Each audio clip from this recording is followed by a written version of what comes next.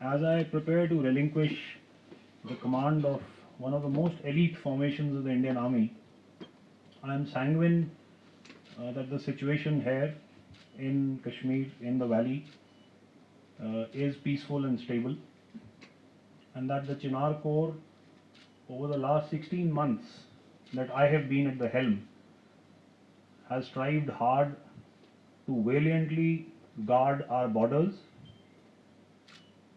nix and negate numerous attempts at infiltration by inimical elements, while also simultaneously prosecuting a very robust and successful counter-terrorist campaign within the Kashmir Valley.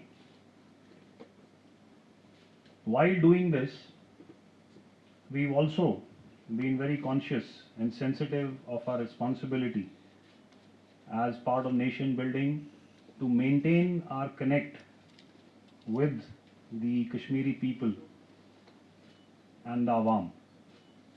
In this, as you are aware, we've initiated numerous programs and initiatives to make sure that we are always and at all times with the people of Kashmir. Today, as I am at the helm and shortly to leave, I realize that the region is at the cusp of a new beginning. We've seen over the last year and a half numerous significant events taking place here, and we've also seen a lot of development come to the region. In my view, this has been facilitated by a stable security situation brought about by very significant efforts that have been put in by the Chinar Corps and its sister agencies and organizations such as the Jammu and Kashmir Police, the CAPFs that are deployed here, and numerous other security agencies. So therefore, as I leave, I wish the Kashmiri people the very best, and I am quite certain and confident that they will embrace the numerous opportunities that lie ahead of them. So, as I see it, you're asking me two separate questions. One is first as to what is our biggest security challenge. I think, like I've said, the security situation in the state, as I see it, for the better part of the last 2 years, has been very peaceful and stable. So therefore, if you look at all the parameters against which you weigh such a situation, they've all been down. Terrorism today is largely fueled from across the borders. I think that much is very clear. We haven't had any active recruitment, as I see it, over the last year and a half. The numbers last year were down to a dozen, I think, across the year, and this year, they are almost next to nil. So therefore, if you see another violence parameters in terms of atrocities committed by terrorists, I think if you even look at the 4 or 5 incidents that we've had in the valley this year, softer targets have been picked, where it's easy for even untrained personnel, maybe wielding a pistol or a smaller weapon, to carry out such an atrocity. But the numbers are almost negligible. If you see terrorist initiated incidents, and I'm speaking within the valley, they've again been far and few in between. So therefore, now what is the challenge? The challenge is to be able to maintain this situation. In my view, Kashmir has had a good year, just as it did last year. But we need a few more good years like this for the peace to be enduring and lasting. And that, I feel, is the biggest challenge of the security forces, to be able to keep the situation the way it is today. About your second question, the recruitment of the Agniveers, I know a lot has been said and written about this, but if you heard our Chief of Army Staff speaking, numerous other veterans and other experts speaking, I think you need to give any initiative a little bit of time for it to mature and become better. And I think as far as the Agniveer recruitment scheme is concerned, it is at that stage where it is metamorphosing, and I am quite certain, the way we've embraced numerous other initiatives in the past, that the armed forces will be able to make it successful. So, the official numbers which the multi-agency committee has put out are approximately 80. And if you see, that's the lowest number in many years. When I came here last year, we were looking at numbers past the 100-figure mark. Now that figure has come down. Now obviously, that figure is sustained by the perpetrators at a certain number, which is considered critical to sustain the terrorism ecosystem here. It has been the endeavor of the security forces to actively and aggressively bring these numbers down, and I think we've succeeded. Now the official figure is at 80, and I'm quite confident that the way we are going ahead, and we are prosecuting our operations in a manner where we are utilizing every wherewithal and means at our behest, I think these numbers will keep going down. So already at 80, we could be looking at an even lesser figure, maybe by the mid of next year. I'm keeping in mind that we are almost knocking at the doors of the winter. Yeah, Mr. Banzu.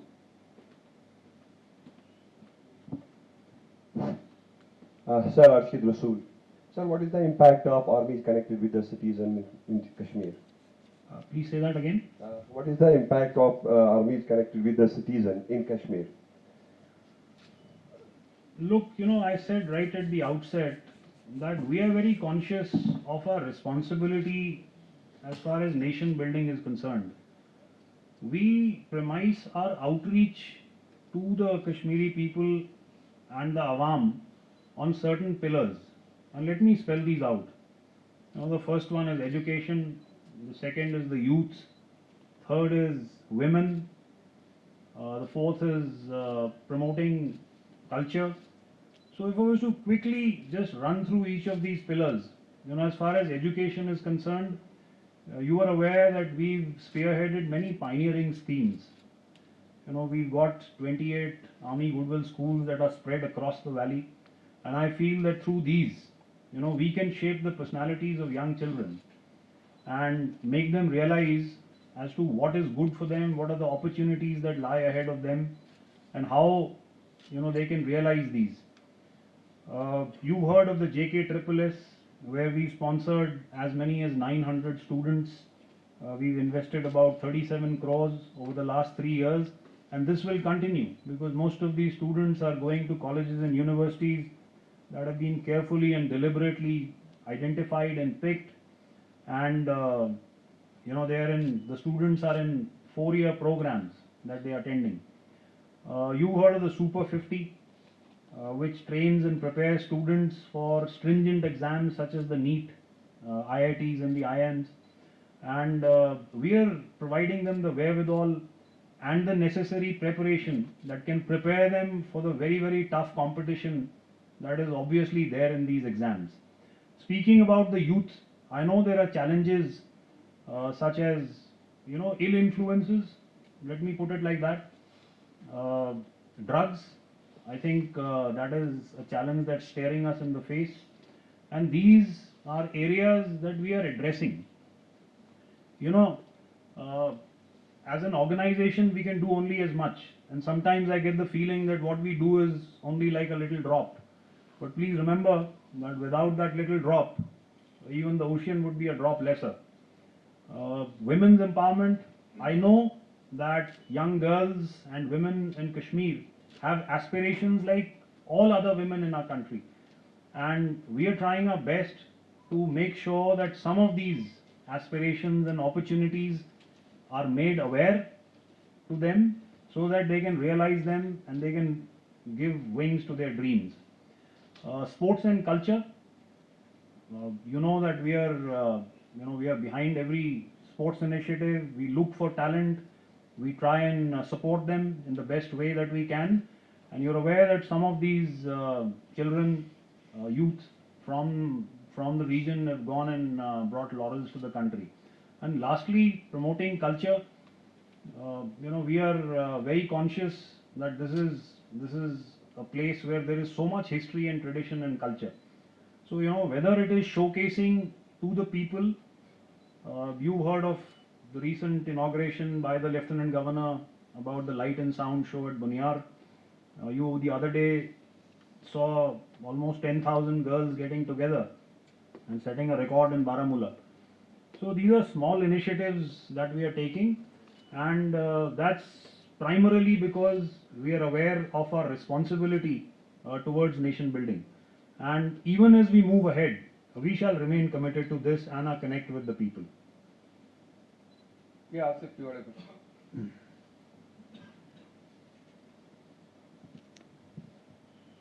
Sir मैं Asif news 24 से good afternoon sir एक आज तो पहली बार मौका मिला आपसे interaction का, तो काफ़ी सारे सवाल हैं लेकिन थोड़ा सा हम कम डाउन करते हैं इसमें। एक तो पहला कि जो हम यहाँ पे पीस देखे हैं कश्मीर वैली में, तो LOC के उस पार POK में क्या इंफ्रास्ट्रक्चर में भी वहाँ पे क्या टेररिस्ट्स का जो जम्मू कश्मीर में इन्फिल्ट्रेशन करना, ख़ासतौर पर कश्मीर वैली में, क्या उसमें भी कोई चेंज आया है या वहाँ से कमी हुई है? क्योंकि हम देख रहे हैं ज़्यादातर आजकल एनकाउंटर्स या इन्फिल्ट्रेशन जम्मू में देखने को मिल रहे हैं। क्या ये उस स्ट्रेटजिकल चेंज की वजह से थोड़ा सा कमी आई है, या इंडियन आर्मी ने कंटिन्यूसली यहाँ पे इतना अच्छा ग्रिड बना के रखा है कि इन्फिल्ट्रेशन को फॉइल किया जा रहा है और उनको यहाँ से चांस नहीं मिल रहा है आने का? एक तो ये है सर। दूसरा, we have seen attacks like Kokernag last year जैसे हुआ था, उसके बाद कुलगाम में भी एक अटैक हुआ था। तो there are reports and in certain sections we heard कि कुछ फॉरेन टेररिस्ट्स हैं जो कश्मीर में ऊपरी पहाड़ी इलाकों में है। अगर आपके पास कोई इस तरह का फिगर होगा कितने हैं, और वो एनकाउंटर्स भी हम नहीं देख रहे हैं कि जिसमें फॉरेन टेररिस्ट्स मारे जाए, तो वो क्या है कि मतलब अगर है ऊपरी इलाकों में किस वजह से चुप बैठे हुए हैं, या ये आर्मी की वजह से है कि उनको वहाँ पे रोक के रखा है? इस बारे में थोड़ा क्लियरिटी अगर आप कर पाए। तो आसिफ, आपके सवाल का जो पहला हिस्सा है कि इन्फिल्ट्रेशन और लाइन ऑफ कंट्रोल के उस पार क्या इंफ्रास्ट्रक्चर है, कम हुआ है पहले से, तो बेशक जैसे आपने कहा यहाँ पे काउंटर इन्फिल्ट्रेशन ग्रिड स्ट्रांग है। आपको मालूम है कि एंटी इन्फिल्ट्रेशन ऑब्स्टिकल सिस्टम, जिसको हम फेंस भी कहते हैं, वो है, वो टेक्निकली एनेबल्ड है। और कई जो अटेम्प्ट्स हैं घुसपैठ के, उनको हमने नाकाम किया है। अगर आप लॉन्च पैड्स और इंफ्रास्ट्रक्चर की बात करें जो लाइन ऑफ कंट्रोल के उस पार है, इस साल हमने देखा कि हालांकि इन लॉन्च पैड्स में लोग थे और हमें इंटेलिजेंस एजेंसी से इनपुट्स भी आ रहे थे कि ये कोशिश करेंगे, लेकिन उतने अटेम्प्ट्स नहीं हुए इस समर में जब वो नॉर्मली होते हैं, जैसे कि हमने पिछले सालों में देखा। अब इसकी वजह क्या है? आपने बोला क्या स्ट्रैटेजी चेंज हुई है। ये तो जाहिर है कि घुसपैठ लाइन ऑफ कंट्रोल के अलावा दूसरी जगह से भी हो सकती है, और शायद इस साल हुई भी। और इसीलिए अगर आप देखें तो शायद जम्मू रीजन में नंबर्स कुछ बढ़ गए हैं, क्योंकि वो एरिया हमेशा से पीसफुल था। तो स्ट्रैटेजी चेंज शायद ये हुई है कि लॉन्च पैड्स में हम देख रहे थे, हमें लग रहा था कि यहाँ से इन्फिल्ट्रेट करेंगे, लेकिन इन्फिल्ट्रेशन की कोशिशें और शायद सक्सेसफुल कोशिशें कहीं और से हो रही थी, और इसीलिए हम देख रहे हैं कि वो नंबर्स शायद थोड़े से बढ़ गए हैं। लेकिन मैं सिर्फ आपको ये बताना चाहता हूँ कि मैं बहुत कॉन्फिडेंट हूँ और मुझे पूरा विश्वास है कि वो नंबर्स भी जल्दी कम होने शुरू हो जाएंगे, क्योंकि इंटेलिजेंस हमें आने लग गई। दूसरा, आसिफ आपने बात करी पिछले साल कोकरनाग वाले ऑपरेशन की। मैं सिर्फ इतना अपनी तरफ से कहना चाहता हूं कि वो एक अटैक नहीं था। आपको मालूम है कि उस ऑपरेशन में हमारे कर्नल मनप्रीत सिंह, मेजर आशीष धौंचक, डीएसपी हुमायूं भट्ट और सिपाही Pradeep Singh made the supreme sacrifice. वो हमारा ऑपरेशन था। ये कई बार मैंने सुना है आप लोगों को बोलते हुए कि वो अटैक था, लेकिन मैं आज शायद एक आखिरी बार ये क्लैरिफाई करना चाहता हूं कि ऑपरेशन हमारा था। हमने सरप्राइज भी अचीव करी, लेकिन और कर्नल मनप्रीत और डीएसपी हुमायूं उस हाइड आउट तक ऑलमोस्ट पहुंच गए थे। लेकिन आप लोग सब एक्सपीरियंस हैं, आपको मालूम है कि जब पहाड़ों में और जंगलों में ऑपरेशन होते हैं तो आपको पिन पॉइंट पता नहीं होता कि वो हाइड आउट एक्चुअली कहाँ है। दे हैड अचीव्ड सरप्राइज, और हाउ पूरी रात वो कॉलम्स चले थे, वो हाइड आउट सराउंड हो गया था। लेकिन लास्ट स्टेज में जब वो हाइड आउट के पास थे और वो आपस में मशवरा कर रहे थे कि एग्जैक्ट लोकेशन क्या हो सकता है, उस समय में काफ़ी फायरिंग हुई और उन चारों को गोली लगी। और वो टेरेन ऐसा था कि हमें उनको वहां से इवैक्यूएट करने में भी प्रॉब्लम हुई। क्या वो फॉरेन टेररिस्ट थे? आपको मालूम है कि उस ऑपरेशन में 2 मरे भी। One was unidentified, one was identified as a local. शायद 1-2 बच के निकल भी गए हों। क्या वो पाकिस्तानी टेररिस्ट थे या जैसे आप बोल रहे हैं फॉरेन टेररिस्ट थे? वो कहना मुश्किल है। हाल ही में जो हमने ऑपरेशंस देखे हैं उसमें पीर पंजाल के उस तरफ जम्मू रीजन में आई थिंक हमारे पास काफ़ी संकेत हैं कि ये in all probability Pakistani terrorist हैं। यहाँ पर पाकिस्तानी टेररिस्ट नहीं मरे ये मैं आपसे सहमत नहीं हूँ, क्योंकि 2 ऑपरेशंस में नॉर्थ कश्मीर में पाकिस्तानी टेररिस्ट भी मरे हैं। You know, the training of an insurgent or a terrorist can only be as good. He can obviously not be as well trained as, let's say, the Indian Army soldier. I think at least I have no doubt about that in my mind. You can hand them technology. You know, for instance, I am carrying a rifle or an automatic weapon, and you can give me a night sight, and I can train you how to use it. So obviously, it's going to enhance that capability a little. But let's not forget that the Indian Army today has at its behest the best possible technology. You're also aware that 2024 is the year of technology absorption in the Indian Army. So we've embraced technology in a very, very big manner, and we are leveraging it all across our operations. So therefore, not even for a moment are we awed by the fact that the infiltrators could be Pakistanis or foreign, or that they are very well trained, or that they have great technological wherewithal. That doesn't bother us. You know, we have to do counter-terrorist operations, and we will go after insurgents, whatever shape or size or whatever manner of technology that they may be utilizing. I think there is no doubt about that. Now, I'm sorry, can you just tell me the first part? Ceasefire. Yeah, the ceasefire. Now, you are aware that the ceasefire came into effect at the beginning of 2021, and the DGMOs of India and Pakistan, picked up the phone and they spoke about it.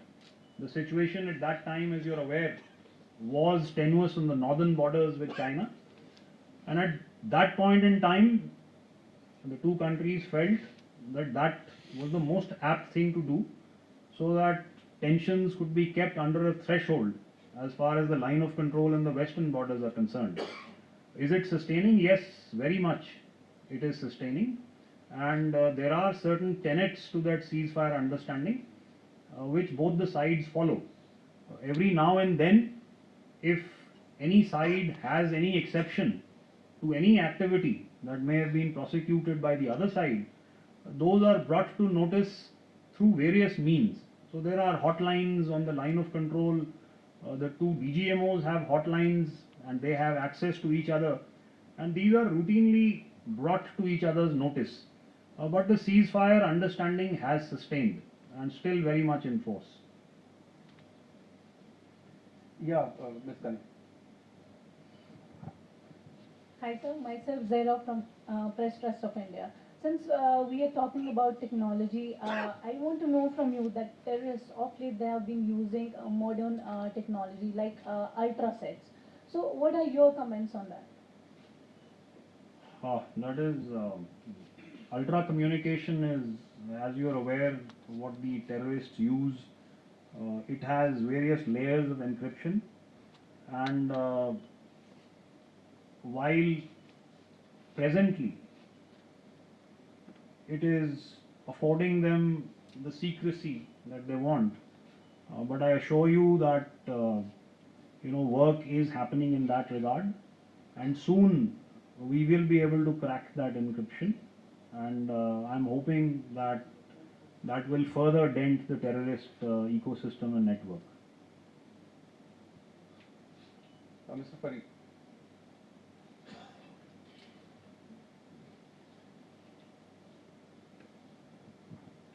Sir Farid this side, I represent India Today Aspect.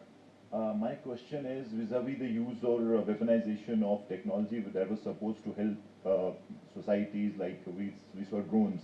And now what we're seeing in Israel, Lebanon conflict is the weaponization of mobile phones or pagers. So how big a threat is that if you talk of this particular conflict theater like Kashmir? Because obviously people must have seen this, and we've seen how drones were used. So are you fearful, or should I say cautious about that particular aspect? And is the army basically molding itself or being cautious about it and then preparing itself for that particular aspect? Because that could be used anywhere, and in fact here also. Farid, look, every time a new method is employed by any military force across the world, you always tend to take note of that, because you want to derive and draw your own lessons from it, so that you can incorporate what is relevant to you and prepare your army and armed forces accordingly. What we are seeing unfolding in the Middle East is obviously a new trend, and in the manner in which it is unfolded is quite unique. So therefore, of course, we will analyze it, and we will put it into perspective, and then come to conclusions as to what is relevant and how it could affect us. And make no mistake, we will prepare for it. Because we are an evolving army. We are very conscious of the threats and challenges that lie ahead in today's day and age. We are aware that technology can be used in many ways, and many creative ways of that, and we've seen the methods that you were mentioning. So therefore, yes, certainly we will analyze these developments, we will come to our conclusions, and prepare we shall, definitely, make no mistake.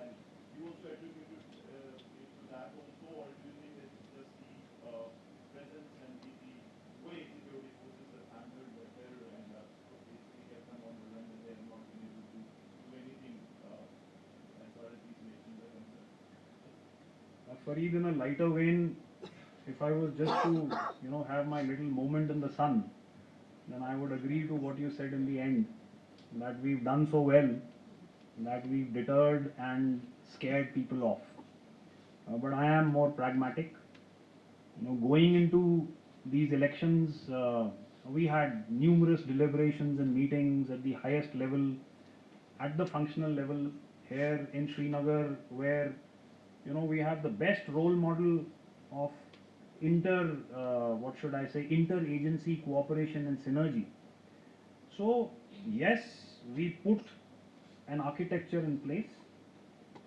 We followed it diligently. We followed the regimen and the process to the T. The results are there for you to see. But just like there are questions in your head that why this eerie silence, those questions are there in our head also, and as they should be.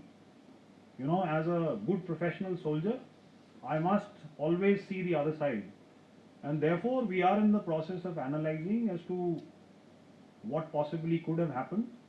Of course, the robust security architecture did deter, not only during the elections that have just been concluded, but even in the ones before that, or even, let's say, in other significant events such as the traditional pilgrimage that takes place.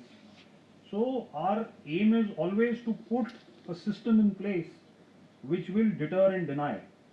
But we will definitely introspect and see as to what are the possibilities as we move ahead. I know various scenarios can unfold, and I assure you that we will always put forth the best version of ourselves and make sure that what we have achieved in the past can be replicated in the future. Yeah, ladies and gentlemen, last three questions. So, Mr. Khafil, you can ask your question. So Sohail, this side from Times Now Bharat. Jammu and Kashmir is going to make a transition, important transition. 5-6 साल के बाद 10 साल के बाद फिर एक बार 8 अक्टूबर के बाद जम्मू कश्मीर में इलेक्टेड गवर्नमेंट होगी. So after 8th of October, what sort of security challenge can emerge? What is Army's reading? Are there any specific intelligence inputs with regard to emergence of any particular situation or scenario? Second, international conflicts are escalating, particularly the one currently in Middle East. So उसके Jammu Kashmir particularly Kashmir valley पे किस तरह के impact और implications हो सकती हैं? As far as specific intelligent inputs about any particular scenario unfolding after the 8th of October, and by that I mean you're obviously alluding to the results being announced that day. We don't have any specific inputs about any concerning situation that may arise. As a good citizen of the country, I can only presume that whatever happens after the 8th of October will also be good, and it will take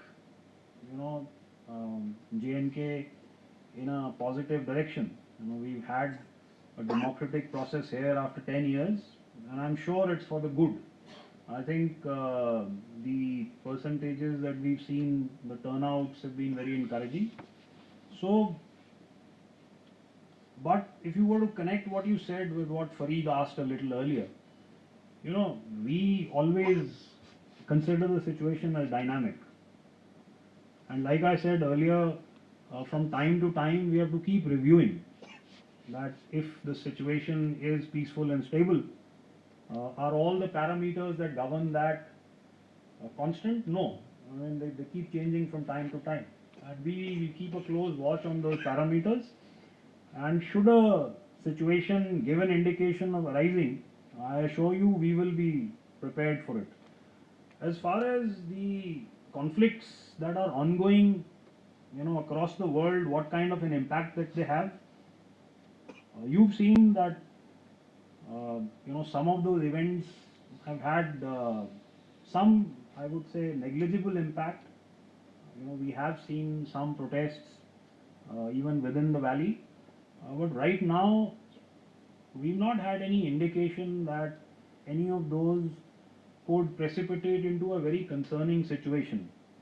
But please remember that those conflicts are becoming more and more intense as the days go by. So we'll have to keep a close watch and monitor and make sure that none of them have any adverse impact on the security situation in our region. Yeah, Mr. Irfan. Sir, this is Irfan from Rising Kashmir. Sir, my first question will be, sir post 2019 के बाद जब Pulwama attack हुआ उसके बाद sir आपने कॉन्वॉइस पे special एक advisory निकाली, सिविलियन ट्रैफिक रोका जा रहा है. तो सर उसके बाद हमने देखा जब हम रिसेंटली इलेक्शन कवर कर रहे थे, most of the people from south Kashmir were telling that convoy की कोई टाइमिंग नहीं होती है. They were saying they are suffering, मतलब ड्यू टू अनशेड्यूल्ड उनका वो टाइमिंग रहता है. तो कोई एक सर ये वाला क्वेश्चन. सर दूसरा ये क्वेश्चन कि अपार्ट फ्रॉम डिक्रीजिंग जो इन्फिल्ट्रेशन है तो नार्को टेररिज्म इंक्रीज हो रहा है, तो उस पर सर आपकी इनपुट क्या है? देखिए, जहाँ तक कॉन्वॉयज, टाइमिंग्स और शेड्यूल्स का सवाल है, अगर उसकी वजह से लोगों को और सहूलियत हुई है तो that is not by intention. अगर किसी समय पर किसी इंटेलिजेंस इनपुट की वजह से अगर कभी थ्रेट होता है तो अनप्रिडिक्टेबिलिटी लाने के लिए कभी कभी वो टाइमिंग्स चेंज किए जाते हैं. बट मैंने आपको शुरू में जब मैं आया था मैंने बोला दैट हम बहुत सेंसिटिव हैं about our connect with the people, और this is an experience that we have gained जो हम इतने साल यहाँ पे डिप्लॉय रहे. तो हमारे लिए the convenience and the comfort and the well being of the people is of top most priority. और कभी भी हम ऐसी कोई एक्टिविटी करना नहीं चाहते जिसकी वजह से उनको परेशानी हो. सो इफ़ दो शेड्यूल्स वर चेंज और ऑल्टर्ड, वो शायद किसी वजह से हो और वो एक परमानेंट फीचर नहीं. तो आप ये मान के चलिए कि वो टाइमिंग्स जैसे पहले थे वो नॉर्मल सिचुएशन में they will go back to those timings. Secondly, you asked me about narco terrorism. मैंने आपको बताया कि वो जो पहलुओं की बात करी थी मैंने, दोज पिलर्स, उसमें one was youth and I did say that the use of drugs that is a concern. वो एक बहुत बड़ी चिंता का विषय है. इसमें जो हम करते हैं that is still work in progress. लेकिन आप शायद मेरे से सहमत होंगे अगर मैं कहूँ कि ये जो एस्पेक्ट है इसको सिर्फ चिनार कोर या इंडियन आर्मी नहीं एड्रेस कर सकती. इसके लिए एक होल ऑफ गवर्नमेंट अप्रोच चाहिए. लेकिन मैं आपको साथ साथ ये भी बताना चाहता हूँ, क्योंकि इस विषय में मेरी स्टेट के डीजीपी साहब से जो अभी रिटायर हुए स्वेन साहब, उनसे कई बार बात हुई है और सबके रेडार में ये प्रॉब्लम है और यूटी एडमिनिस्ट्रेशन को भी इसका एहसास है. तो डेफिनेटली एक स्ट्रैटेजी है जो इसको कॉम्बैट करेगी और ये पूरी कोशिश करेगी कि इस नार्को टेररिज्म के जो भी एम्स और इंटेंशंस हैं वो नाकामयाब कर दिए जाएं. Ladies and gentlemen, last question. Yeah, Irshad, please. Please pick up the mic. There was a proposal, Ishan from CNN News 18, there was a proposal on behalf of the army that the villages which are ahead of the fence, army wanted to move them out of that particular zone, given the sort of drug flow that these areas had and also the sort of weaponry that they had a history of transporting. Is the army still pursuing that? That's my one question. I think if you would ask that. Yes, Irfan, there is a lot of thought that is going into that. We already have our blueprints in place. It requires cooperation and synergy with the civil administration also, because there are various aspects that are involved in such a move taking place. Because at the end of the day, these are people who lived in those areas, and where they move to and the kind of life that they have after that is of prime importance. So while security is always a concern, but at no point in time can you ignore the socio-economic factors that will affect these people when they move from there. So therefore, there is a plan that is evolving, and I'm sure in the near foreseeable future it will unfold because it is desirable. I think the development that you want to see reaching the doorsteps of such villages is possibly constrained by their geographical locations and also by the fact that they are in areas where, while today there is a ceasefire understanding, when there is cross-border shelling or firing, the safety of these people is also a concern. So that definitely is an endeavor, and it is work in progress, and there is a plan that is being deliberated on. Okay, my last question is, since we have a lot of weaponry from Afghanistan which had flowed in, and the concerns were raised before, before prior to you, there were GOCs who had raised that concern. Is the Indian Army being able to, because you have recovered M4 rifles here as well, to basically get the flow chart that where it originates from, given the markings that the weapons have, that it might be a leftover from Afghanistan? Because last time we interacted with the former GOC, he said that we are trying to pursue with the US counterparts about the number and the labeling of these weapons so that they can see and make sure that they're able to get the flow chart that how this is coming to India and try to nip them in the bud. So I will endorse what one of my predecessors had said. That process still happens, and it happens immediately after such a weapon is recovered. As far as the trail is concerned, I think to most people who are discernible, I think the trail is clear. But I do not want to comment on that because that's a specific field where our intelligence agencies work, and I think they'll be able to tell us more as to how and where these are originating from and how they are finding their way into the hands of people who are actually inimical to our country. But as far as the process of documenting them and bringing it to the notice of those that should know about this, that is definitely continuing. I can definitely authenticate that. Thank you very much, ladies and gentlemen. So, Anybody else? Anyone who feels that not been given an opportunity, I'll